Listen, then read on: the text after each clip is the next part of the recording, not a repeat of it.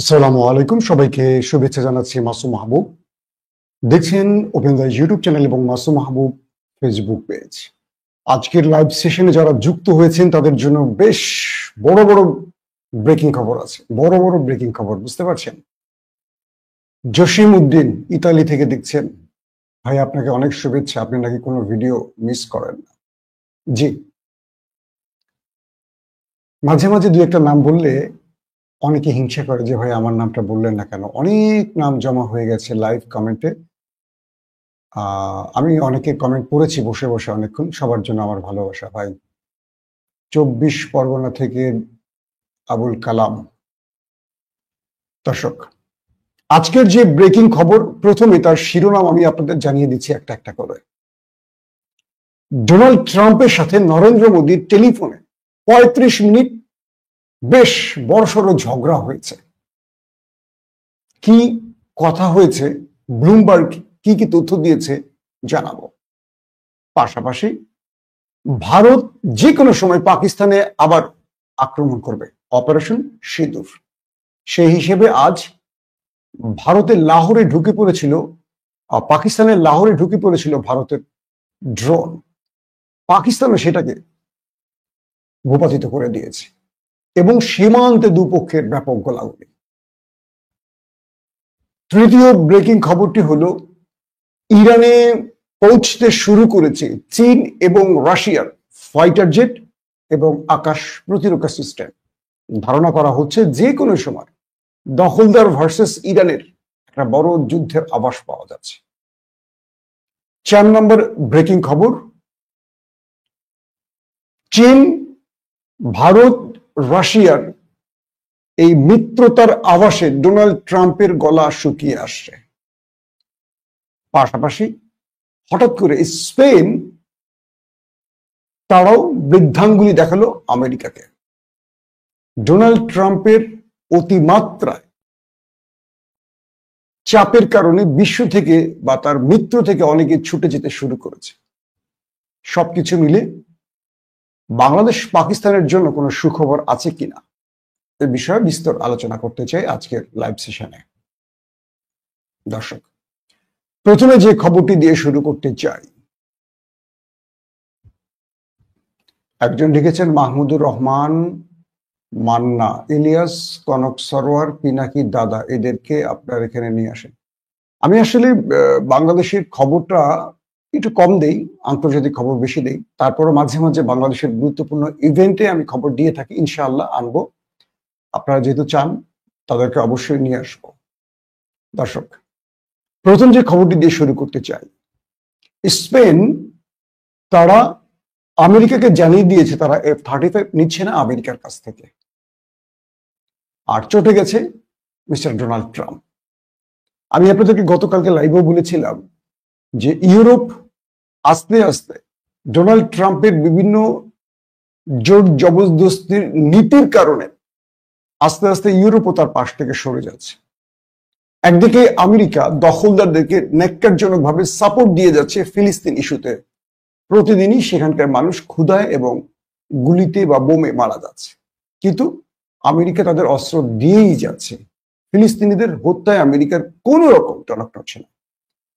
তাই ইউরোপের রাষ্ট্রগুলো তাদের জনগণের চাপে আস্তে আস্তে আমেরিকার পকেট থেকে বেরিয়ে যেতে শুরু করেছে। তো এর মধ্যে আরো কয়েকটি ইউরোপীয় দেশ যারা ডোনাল্ড ট্রাম্পের এই নীতির বিরোধিতা করতে শুরু করেছে।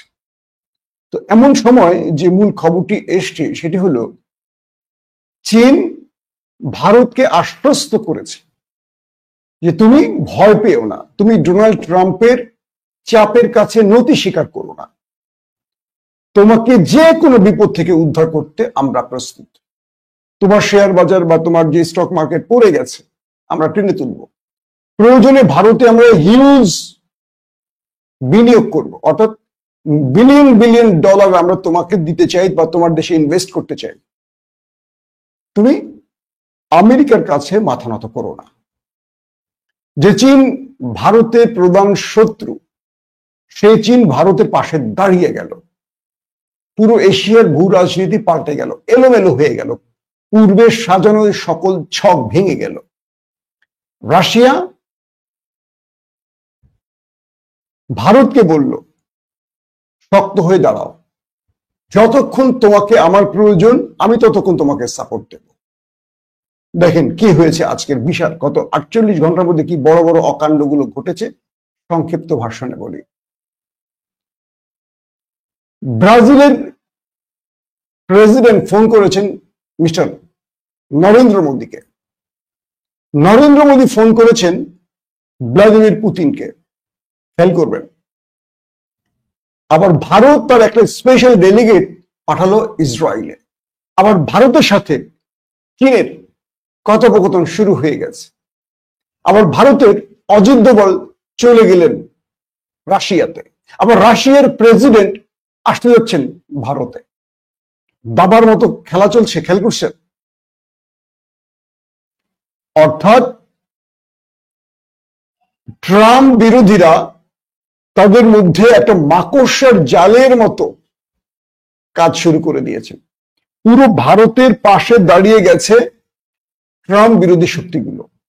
ভারতকে তারা বোঝাচ্ছে বা বলছে তুমি এই বিপদে ভয় পেও না, তুমি টেনশন নিও না, তোমার পাশে আমরা দাঁড়িয়ে আছি, একদম টেনশন নেওয়ার কিছু নেই।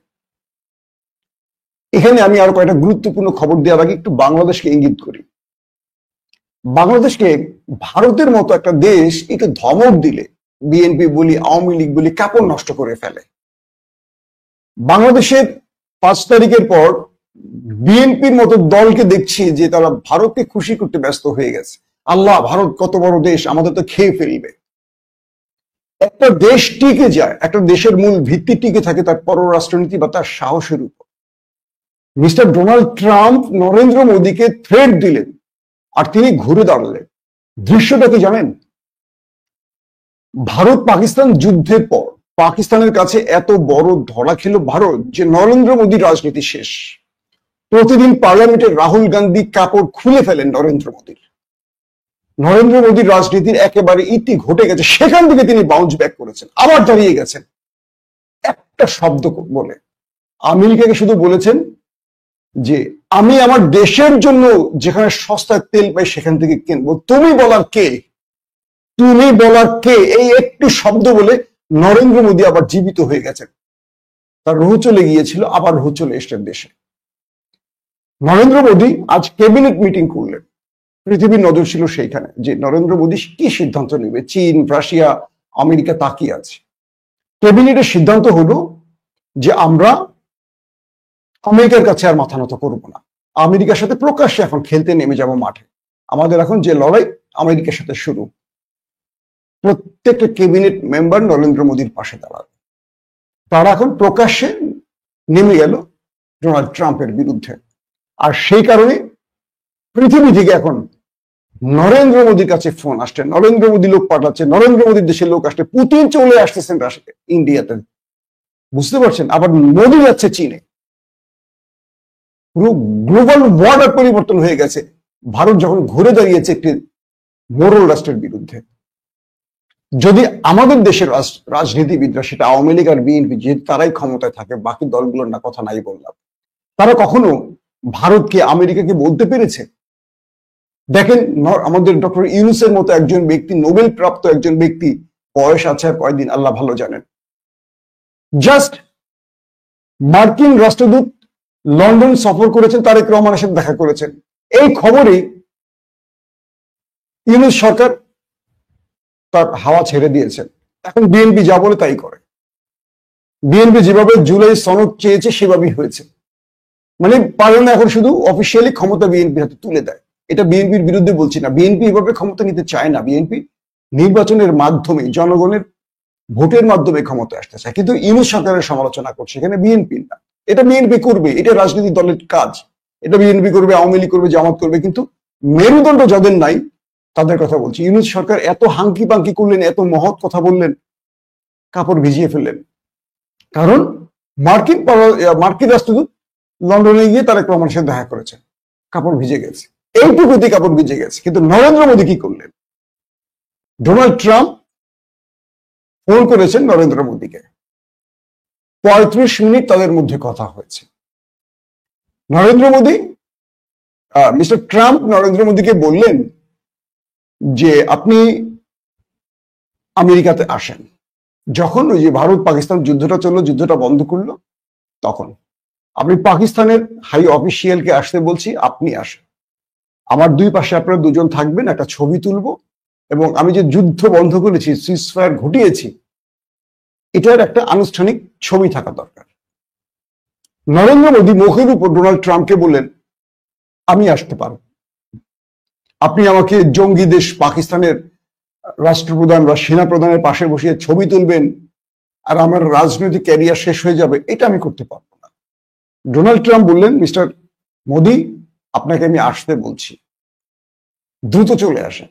মোদী বললেন যে না মিস্টার ট্রাম্প, আমার পক্ষে সম্ভব না, আপনি চেয়েছেন সিজফায়ার হয়েছে, কিন্তু আমি এসে পাকিস্তানের এক পাশে আপনি, মাঝখানে আপনি, আর দুই পাশে দুই দেশকে বসিয়ে ছবি তুলবেন, আমি এটা করতে পারবো না। ডোনাল্ড ট্রাম্প বললেন, তাহলে আপনার উপর অনেক বিপদ আছে, আমি আপনাকে ট্যারিফ দিব, স্যাংশন দিব, এটা করব সেটা করবো, যেটা আমেরিকা করে। ব্লুমবার্গের তথ্য মতে ট্রাম্প 35 মিনিট নরেন্দ্র মোদীর সাথে হট টকে ছিলেন, উচ্চবাচ্য করেছেন, তারপরে খেতে গিয়ে ফোন রেখে দিয়েছে। এরপরই ধারাবাহিকতায় একটার পর একটা থ্রেট আসতে শুরু করেছে। 25 থেকে 50 উসিলা হলো রাশিয়া থেকে তেল কেনা। তারপর আসলো স্যাংশনের ভয়, একে একে স্যাংশনের লিস্ট তৈরি হওয়া শুরু হয়ে গেছে ভারতের বিরুদ্ধে আমেরিকার। কিন্তু ভারত নত হয়নি। যখনই নরেন্দ্র মোদী আমেরিকাকে রক্তচক্ষু দেখিয়ে দিল, সঙ্গে সঙ্গে যেই ভারতীয়রা নরেন্দ্র মোদীর সমালোচনা করেছিল পাকিস্তানের কাছে যুদ্ধে হারার কারণে, তারা নরেন্দ্র মোদীর পাশে দাঁড়িয়ে গেল। তার এখন মোদিজি মোদিজি স্লোগান করল, অর্থাৎ তিনি পাকিস্তানের কাছে পরাজিত হয়ে তার ক্যারিয়ার শেষ করে তিনি আবার জীবিত হয়ে গেলেন, জাস্ট দেশের পক্ষে একটা বীরত্বের মতো শব্দ উচ্চারণ করে।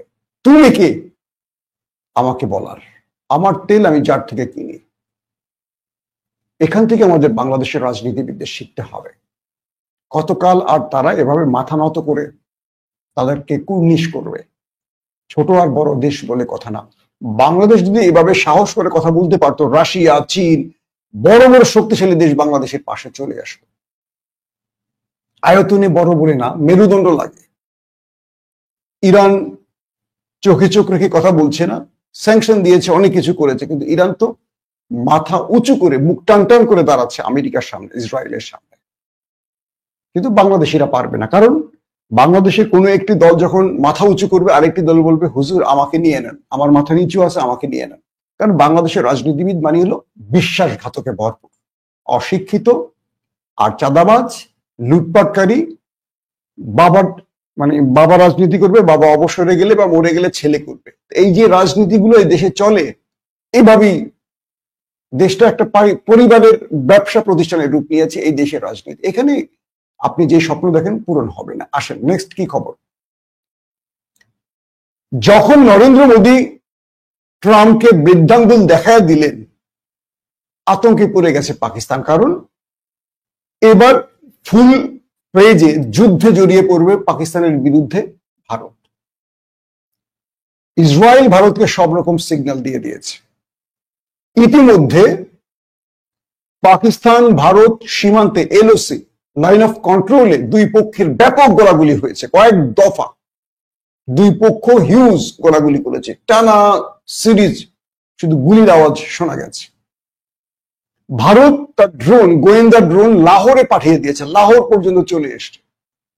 পাকিস্তান সেনাবাহিনী সেটাকে গুলি করে ফেলে দিয়েছে। পরবর্তী সেটাকে নিয়ে তারা পর্যবেক্ষণ করে দেখেছে এটার মধ্যে কোনো বিস্ফোরক ছিল না, এটা ছিল গোয়েন্দা ড্রোন।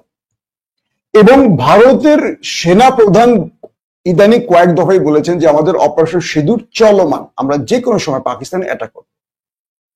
গত 24 ঘন্টায় শ্রীনগরে ভারতের যুদ্ধ বিমানগুলো শো করে শুধু মুভ করেছে। এটা কোনো প্রশিক্ষণ না। শ্রীনগরে তাদের যুদ্ধ বিমানগুলো শুধু মুভ করেছে, পাকিস্তানের সীমান্ত ঘেঁষে। পাকিস্তানও তাদের যুদ্ধ বিমান উড়িয়ে তাদের সংকেত দিয়েছে। যে কোনো সময় এই দেশ দুটোর মধ্যে যুদ্ধ শুরু হয়ে যাচ্ছে। কারণটা কি? কারণটা হলো এখন আর আমেরিকা কোনো খবরদারি করতে পারবে না, যুদ্ধবিরতি ঘটাতে পারবে না বা ভয় দেখাতে পারবে না। এখন এই যুদ্ধটা বেঁধে গেলে একটা ভয়াবহ পরিস্থিতি তৈরি হবে, কারণ বিশ্ব মোড়লদেরকে আর ভারত তোয়াক্কা করছে না।